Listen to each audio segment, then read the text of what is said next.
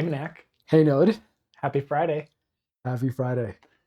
So, we've been talking about doing a topic focus circle in which we attend to more of the context of what's coming up for each of us as we discuss a very specific topic, hmm right? We've kind of been trying to do that, but today we're going to pick a topic that is very edgy. It's definitely edgy for me. Okay. Uh, and so I'm really curious where the conflicts come up and how agitated and activated I get during this conversation. All right. Yeah.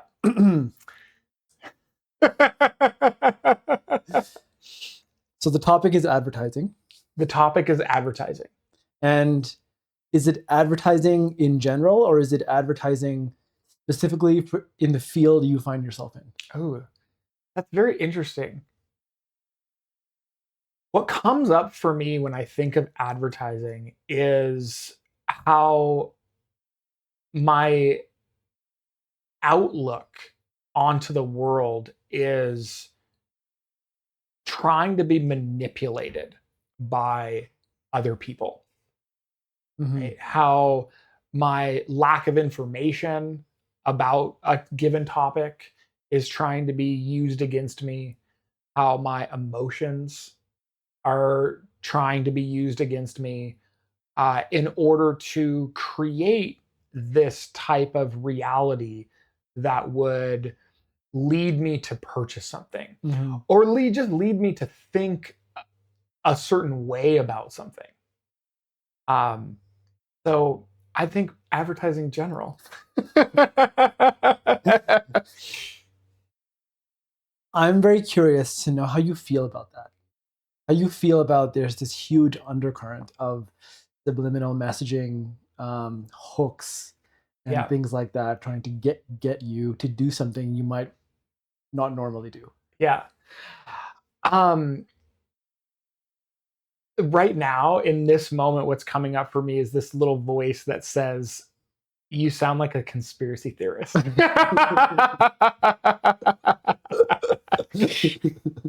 um, and I think this is a reality. And anytime you have to market something or advertise something, you run into this language of pain points or emotional leveraging or sales tactics and things like this. So this is certainly a world that does exist, and what comes up for me is I feel really icky. Like Ooh. I feel really kind of dirty, um even attempting to be in that space myself. Like I'm a business owner. I've tried to do the entrepreneur online stuff, for years unsuccessfully, probably because of this. Right. And I've always just had a really bad taste in my mouth, at the lack of transparency. um, it always kind of seems like you're targeting a demographic that knows a lot less than you, and you're trying to kind of isolate different pain points that they have, that in an ideal world you would be serving them. Like, absolutely, like that's the intention in the health and wellness space. At least that's the intention, that you're really trying to offer them something that would help, you know fix them. Mhm. But therein lies the difficulty. Is like, even when I say that, I feel this like, oh, like I don't want to be fixed. Mm. Like, I want to be connected with. And I want to be authentically related to. I don't want to have somebody tell me that they have all of the answers. Um, and then I just need to like follow them or opt into their program. Mm-hmm. It just doesn't feel real. And oftentimes these programs are, they're not what they claim to be. Mm-hmm. And then that really brings up this sense of frustration in me.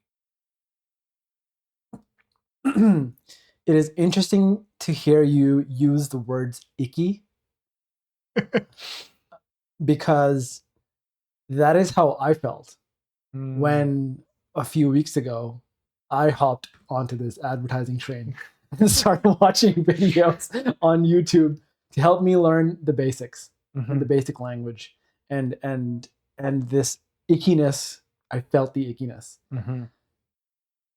and I also felt something in the energy of the people who were talking about this that just did not suit me. Mhm. It was it's hard to put a word on it, but it's very like calculating. Mm. Um like calculating, um feels like they're disconnected from the heart in some way. It feels like it's all about the metrics and it's Mhm. all about the end result. Mhm. And I didn't like that. Mhm. And I found it really hard to energetically connect with this advertising uh, material that I saw online. And it's kind of ironic that you've struggled with advertising for years, and now you've taken on somebody like me on your team who's also having the same struggle with advertising. What comes up for me is kind of simultaneously I have this like agitation in me, this like I just want to scream. Um and I think the reason why I want to say that is I want to be transparent. I want people to have an understanding of what I do, who I am, how I work, uh, and to be legitimately making a informed decision to work with me, to buy my products, to buy my book or buy my courses. And to me, in the medical world, we talk a lot about informed consent. And for me, that is informed consent. Um, and especially in the health and wellness world, when we're talking about like these high end programs where you might be opting somebody into, a 6 month commitment to work with you for $10,000 or something like that. That's not abnormal. To me, there's a certain there's a certain consent, informed consent that I think is important to be transparent about. And part of that consent is this patient or is this potential client someone who is, I don't know, emotionally stable enough to give informed consent about Mm, this? Is this somebody who understands themselves well enough to actually know what they're buying, what they're opting into? Or is this somebody who is having an emotional experience because of the pain and suffering that they're enduring, and then is making a decision based on liking somebody, right? And I'm a very likable individual, okay? And so I appreciate that as a reality.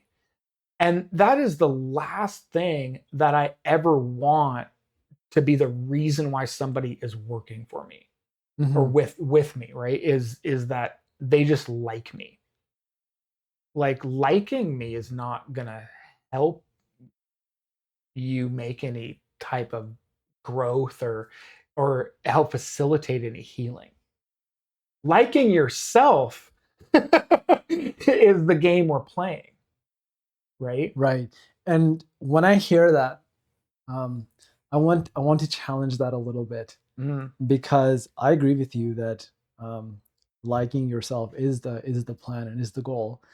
But I also feel that liking there's something to be said about, you have to accept the healer to accept the healing.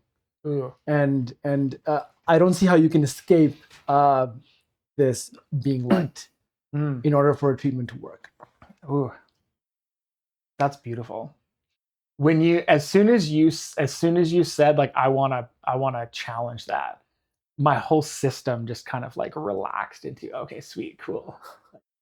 We're like, we're exploring together. um, I agree. Yeah, I agree. Uh, and I don't want it to be the priority, or I don't want it to be the sales tactic. Right. Yeah. Or like you don't want it to be the primary reason why someone gets something. Yeah. Like it's acceptable to you for it to be a supplementary thing. Yeah, absolutely. Or kind of like a backdrop. Like, yeah, of course. Like, you're not going to work. Of course, you're not going to work with me if you don't like me. Like, Right. that's foolish. Right. Like, that's why we all do these 15-minute free calls, or we try to interact with people in webinars, or I mean this podcast. And this podcast is obviously, we have not set it up to be a marketing tool, but it's like, people have access to me, people have access to you. If they want to work with us, they kind of get that flavor of, oh, here's Manak. I like Manak. And Manak's a good guy. He seems really genuine and open. I like his speech pattern. And those types of things, I think, are really important to acknowledge as being very real. They might seem silly, somebody's pace of talking. But if you can't stand it when you get into an office with them, and somebody's pushing you, and you just can't stand their voice, well, come on. If you're working with there, they make it some audio tape for you. Well, you're not going to listen to that because you can't stand their voice. And like, little things like that are, you know, they're real. They can be huge for Totally. somebody making a huge investment decision. Yeah, absolutely. Yeah. But even in just wanting to work with somebody. So how is it like for you to name the issues you have with advertising, being an entrepreneur and being a businessman? It feels so good. I feel, getting it off my chest. I feel permissed and maybe liberated. Mm. It's like the impression that I'm getting is that you loved the fact that you're different in this space, and you're celebrating that, and you're voicing that, and you're being authentic as a result of it. And it almost feels like you're trying to accept it. How does that land with you? Ooh. I'm curious for you to say more. It's like, to accept a thing, you have to connect with it and understand it. But you can't connect with it and understand it if you're antagonistic towards it. So in the expression of everything that you hate about it, you are welcoming it. It's a path to welcoming it. Ooh. When I try that on, it's like trying on like a burlap sack. It's like very scratchy. And yeah, I think that tracks really well. That advertising and marketing is something that I have tried to understand and to get into and to participate with. And have had to do that in varying degrees, albeit not successfully. However, welcoming it in the way of just seeing it as a necessary thing in order to interface and network with people, has certainly been something I've had to do, and I don't like it. But just because I don't like it doesn't mean that it's not a necessary thing. I just For me, it's important to be transparent and aware of the ethics behind advertising. Right? Like, am I advertising to somebody who has a drastically different educational level than I do?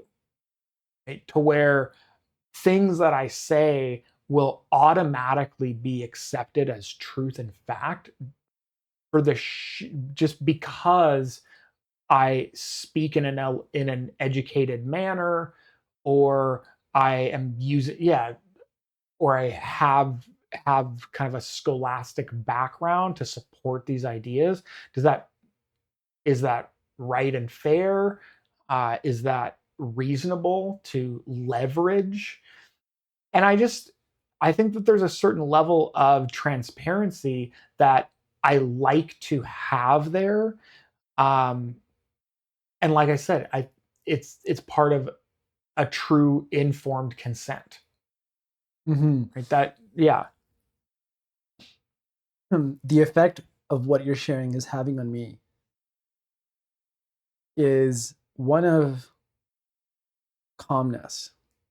I feel that I've been helping you with some advertising, and although it's very um, preliminary at this stage, but it calms me to know that uh, you have that value or hold that value of transparency. Mm, It's very relaxing for me as somebody who works with you to know that. Um, and I wonder if your customers or your future mm, customers also, once they know your concerns with advertising and the values you hold around advertising, I wonder if that same ease and calmness is brought to them too. mm. I don't know.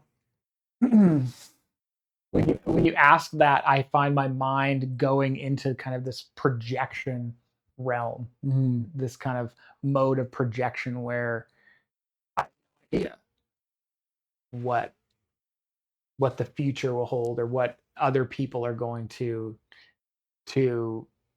kind of understand in terms of that. Um, I think for me, we say these words. Transparency is kind of this catchword, right? There's a lot of things right now, especially in the United States, in the government around kind of transparency and like these. I know the Epstein files are a big issue with transparency, and like kind of these big name powerful individuals who are wanting us to think that there's transparency, right? And then and kind of using it as a marketing technique. Mhm. It's like, well, what does that mean? Like, what does transparency mean? Like, does transparency mean that you understand everything that I understand? Does Mm. transparency mean that, um, like, I'm going to give you all of the information that you may or may not know is there? One thing that comes to mind when I hear the word transparency is financial transparency. Mm, It's who's funding me, hmm who am I paying, mm, what am I paying them, hmm and for what am I paying them. mm. So from top to bottom, like the money flow. Okay. That is what comes up for me when I hear transparency. Who are your clients? Who are your funders? And how's the money flowing? That's so fascinating, Manak. And I wonder, I've actually read this in a book, Yeah. this as a proposal Okay. on how to set up a service or a business that for which transparency is like one of their number one values. hmm And I wonder if you've come across that before, and have you thought about that for your own? I've I've read similar things, yeah, throughout the years on transparency and as a value for businesses for sure. So, what does transparency mean to you? Well, something very different than that. Okay. When you say that, I get super almost giddy with excitement because of how different it is for me. For me, transparency has to do a lot more with who is the person behind the mask that I'm seeing. If advertising and marketing and branding is a mask that I see as a consumer, right?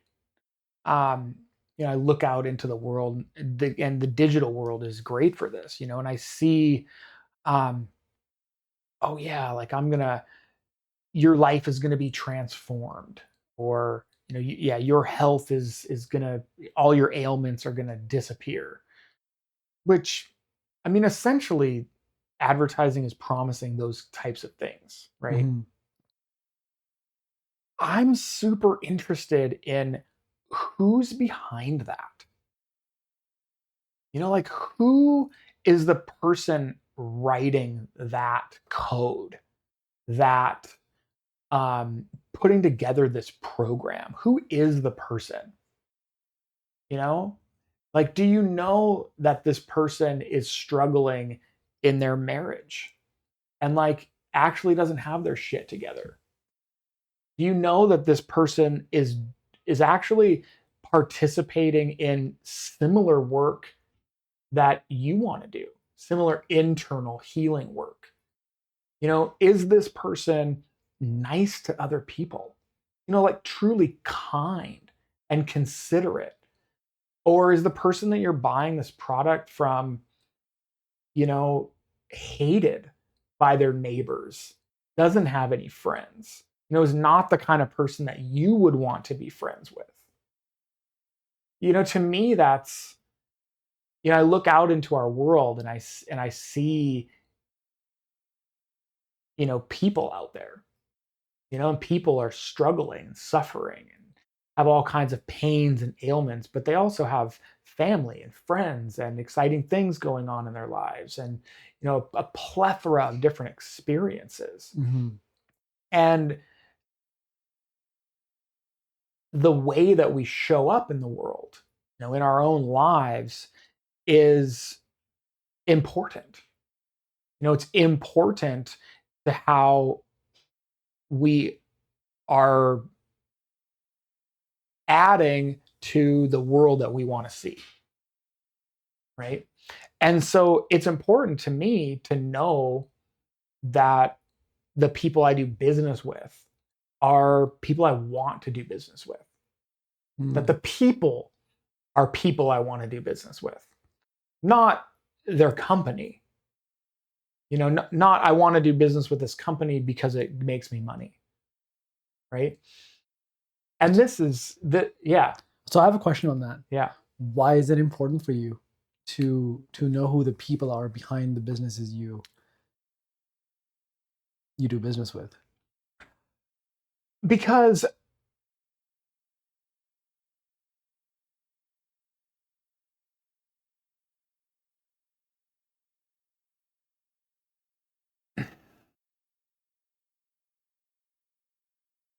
why is it important? Mm-hmm. It's important because what's coming up for me right now is like, I don't like to be lied to. I don't like the idea of, spending money on a product that was not the product that I thought it was, right? And part of that is, um, I mean, in my mind right now, I guess when I said that, I was thinking about like kind of health and wellness, like practitioners, right?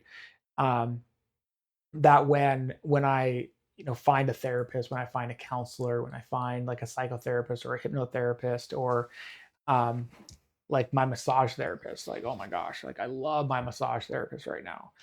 And there's something about her that is just so genuine and curious. And I don't have any type of sense that she views me as like a physical problem to be fixed.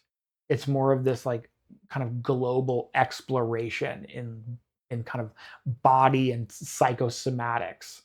It's like really cool. And you know, she brings that to the table as kind of the essence of who she is. Mhm. And so it's not, she's a great massage therapist, right? But she is the great massage therapist. Like it's not massage therapy that's great. It's her. Like she's good at what she does because she's her. You know, nobody else could do exactly what she does, Mhm. right? And so I guess that's kind of the of what I'm looking for in transparency is, are we being realistic about who we are and our capabilities and our function in the world, or are we lying so that we can have a successful business?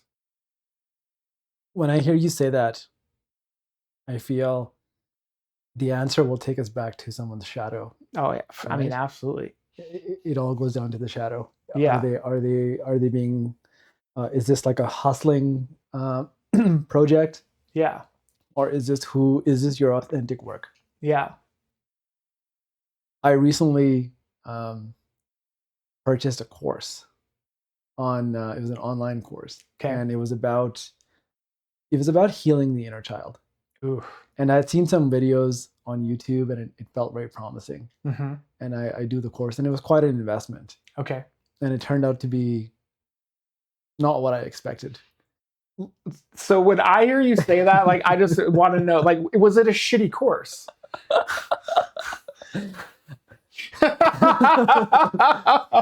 I think it was a great idea, but it Yeah. was ultimately a shitty course.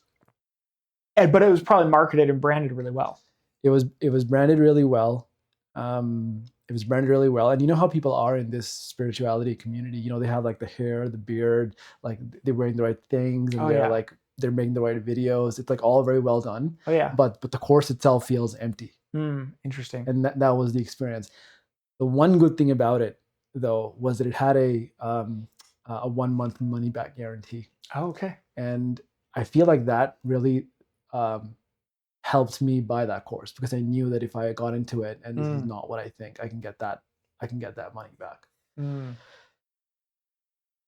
So Ooh, what's that I like? that's I still feel shitty about it.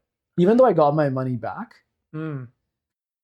I felt like I was taken for a ride, Oh, you know? so tell me more. So I'm really interested about that experience for you.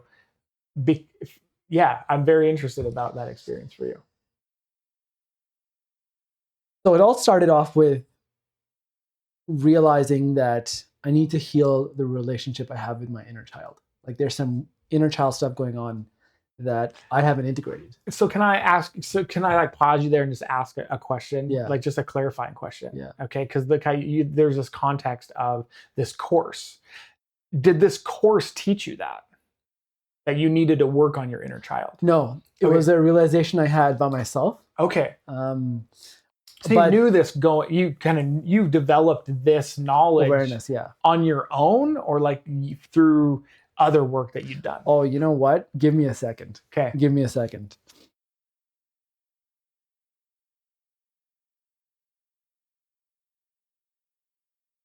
It was the awareness happened on my own with discussions with a friend. Okay. And this video from this guy shows up on my feed, like literally a few days after that. The algorithm. The algorithm. Oh, to the algorithm. So this perfect video shows up. I'm like, whoa, he's talking about the exact same thing that I'm dealing with. And it felt like to me, and I still think that it's like it touched me somewhere really deep. Like Yeah. I connected with it somewhere really deep. And so yeah, I started watching the videos, and there's a course. Okay. I'm like, yeah, I'll take the course. And anyways, it was a bad investment. I got my money back, so there's no lingering issues there. But I still feel played with. Oh, interesting. Yeah, I felt played with. Okay. I felt like what was presented did not match with what I received in Yeah. content. Yeah. Ooh. And When yeah. you say that, I feel so validated with my own experience. Mm. Yeah. And I don't think I'm that easy to what's the word, to like hook me in. I'm not somebody who falls. I'm not known to fall for scams Okay. or bad investments. Like I really thought about this before I got this. So I have a question for you. Yeah. Like, do you think this was a scam, or do you think that it was just suboptimum optimal content?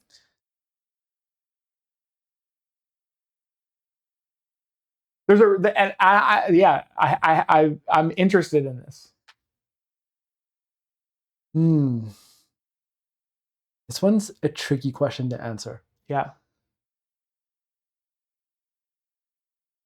I think it's suboptimum content. Yeah. And if I may reveal a judgment that I have, Oh, reveal away. yeah, reveal a Oh, judgment that I have of people in the spiritual community okay. who have things to sell. Yeah. I feel they're too quick to sell something. Interesting. Like they have an idea Yep. which is legitimate, but it's not well developed enough. And suddenly it shouldn't be a course. It should be a couple of videos. But it's made into this like 8-module course, and it didn't need to be an 8-module course with multiple videos. So Yeah. I feel like people in the spiritual space, they all want to be teachers. Mm-hmm. And there are lots of courses out there, and maybe very few of them are actually gold. Yep. There's a lot of that kind of thing going on in the health and wellness space too, and the spiritual space and the health and wellness space has a fair degree of overlap. So I think we're kind of talking about the same demographic of individuals making courses, and probably the individuals purchasing and accessing these courses as well. Mm-hmm. So the demographics are very similar. What's coming up for me right now is I'm kind of like a little giddy because I want to share some insider knowledge about the production of these courses. Okay. That makes me very curious. Well, so there's this, the individuals making these courses, right? But there's also an entire coaching industry that is teaching these people how to make courses and how to develop their brand and right and put themselves out there as teachers or healers or experts in their field. And part of this coaching methodology actually rests on, and I'll just summarize, you can do this now. You don't need a plethora of content. You are an expert. If you have a story, it's worth selling, right? Et cetera, et cetera. And we might go into this or not, but I I think that this is a cultural narcissism that we have in the postmodern era. When I hear that, I have this sinking feeling. Yeah. It's like, if I may reveal another thing, is I want to be a teacher as well in this space, in the spiritual space. I don't know what the teaching is going to look like, but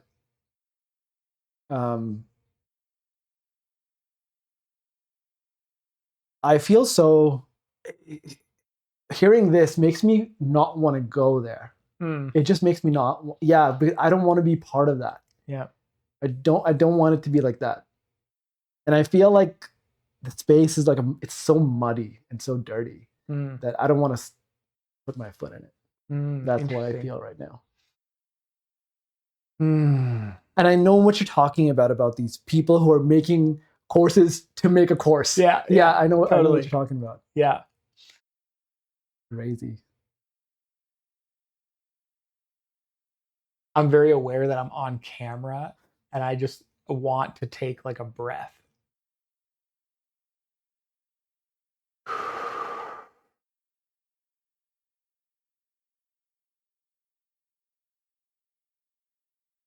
Cultural narcissism Mm. in the postmodern era. I think that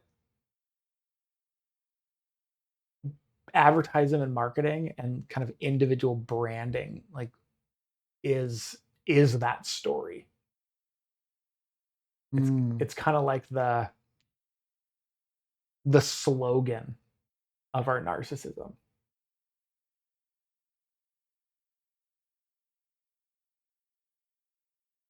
Have you found yourself being sucked into this narcissistic world? 100%. You have. Oh, absolutely. Oh yeah, absolutely. I often, I think that's part of the reason why I'm so well, I know that it's part of the reason why I have such strong feelings about this is is because I see my narcissism. My yearning to be an authority, to be kind of in a place that I can be self-righteous and authoritarian and kind of hand down my opinions as if they're facts and laws, and maybe not laws but truth, and help people. I mean, that's a draw. It's there. There's a part of me that wants that and is attracted to that. Mhm. um I mean, as somebody who spent 12 years in school, I'm a doctor, highly educated, like I work with people to hopefully help them and be a benefit to them. I mean, I'm going to have a part of me that has that type of god complex, Mhm. right? I'd be very weary to engage with people in this field who don't think that they have that. Mhm. I just think it's um and so the question is not whether I have it or not, it's what I'm doing with it. you know it- i'm I'm dancing with it, and right now I'm kind of dancing on it. It doesn't get much airtime these days, I see. right? What did you mean by dancing on it? Oh, like dancing on its grave. Oh, I see. I don't know. I feel like when you said cultural narcissism, it just I felt it in my chest. It felt like this overwhelming thing that I don't know what to do about. Right? Yeah.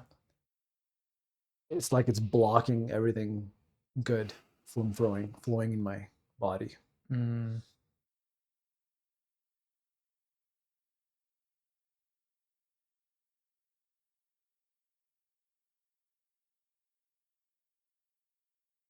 It's hard to be it's hard to be in connection and in relationship with other people when I think that my story, my opinions, thoughts, ideas are like always right. You know, or that if I have to defend against them, right? If I'm constantly like kind of defending against my ideas and thoughts and opinions about things, it's hard to be in a relational wholeness with somebody else. And you're talking about relational wholeness with a patient. With a patient or with just other people in public, like me and you right now, or even if I'm connecting to another colleague, maybe at a conference, or if I'm trying to connect with another person's business for, maybe a collaborative idea or project.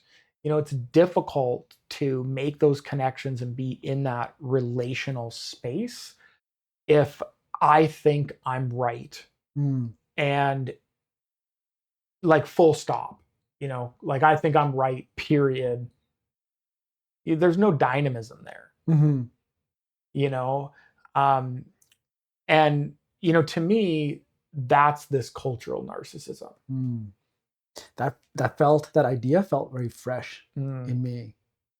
I don't think I agree with it, but I don't think I've heard anyone say that, or I've never thought it myself as well. You're right. If we're talking about something and I feel I'm right and you're wrong, we're not connected. No, Period. No matter who's right and who's wrong. absolutely. Yeah. And I mean, this kind of ties back in, like it's coming up for me right now. It's kind of ties back in with advertising in the respect that, a lot of advertising is kind of, if we move past the health and wellness space, like just advertising in general, you know, it's trying to sell something as if it's the thing that Mm. you need and everyone needs it. And I mean, I don't know, like I look out into the world and see we're caught up in needing, in quotes, needing a lot of things that are making our lives worse. Mm-hmm. The kind of foods that we eat are making our lives worse. The types of lives that we live in terms of comfort and sedentaryism uh, are making our lives worse. So I mean, how many times do we get in our cars and drive to the store and get something that ultimately we don't need? It's not a survival element. And it's just adding to this clutter in our lives and this idea that we're not whole until we fill our Mm. lives with enough stuff. And that's just never gonna, that void is never gonna fill. I feel like that speaks to one of the themes that is active in my life. I just feel like there's so much work I need to do on myself to Mm. be happy with who I am. Mm-hmm. And I feel like what you were saying there is exactly my sentiment, where you just feel this lack, this huge lack. Yeah. I'm talking about it in the context of wholeness, but yeah, this applies to food, to Right. content, Mm-hmm. to everything.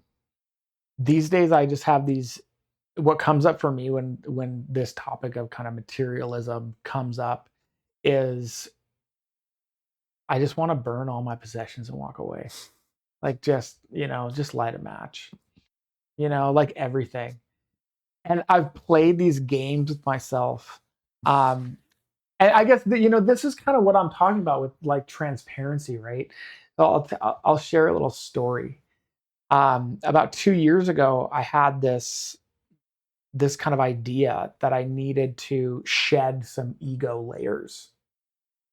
And so I went through my house and my office, and anything, all the books that I had, okay, from like my undergraduate degree and things like that, that I was holding on to because I had some type of idea that they made me kind of smarter, or that they were part of my identity, that if another person like saw that I had these books, that like they would think I was smart or whatever. And I relate to that. yeah, okay, I burned them all. And I mean, I had a bunch of other things like relevant to like my identity and kind of things. It's like real shedding, and just things that you keep, that you're like, okay, I'm going to keep this because it was a special moment in my life or whatever. And I was like, I'm going to shed a skin. So I spent about 8 hours, burning all of these things that I had kept simply to kind of support this idea of an identity that I had built up, around scholarship and education and academia and stuff like that. And yeah, it was cool. I mean, And that's kind of what I'm talking about. what was the impact of that? Uh, I was really smoky afterwards. There's a lot of smoke.